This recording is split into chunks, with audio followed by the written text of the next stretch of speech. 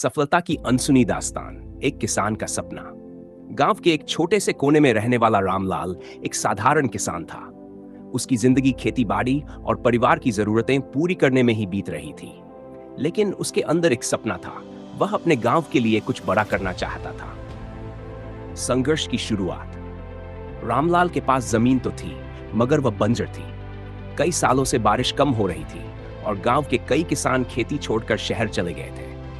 लेकिन रामलाल को विश्वास था कि अगर मेहनत की जाए तो इस जमीन को उपजाऊ बनाया जा सकता है।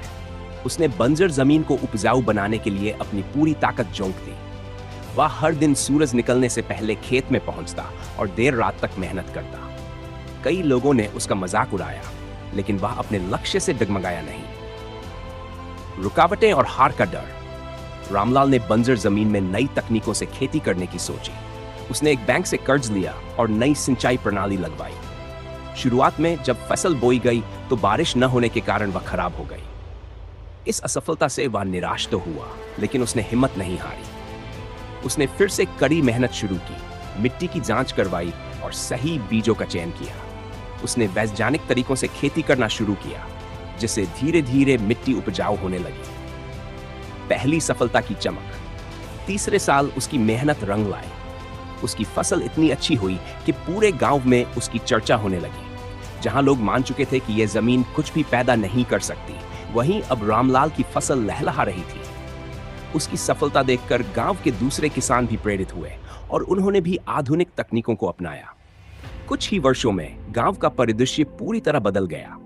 जो किसान शहरों की ओर पलायन कर रहे थे, वे वापस लौट आए और गांव फिर से समृद्ध हो गया। गांव की प्रेरणा बनना।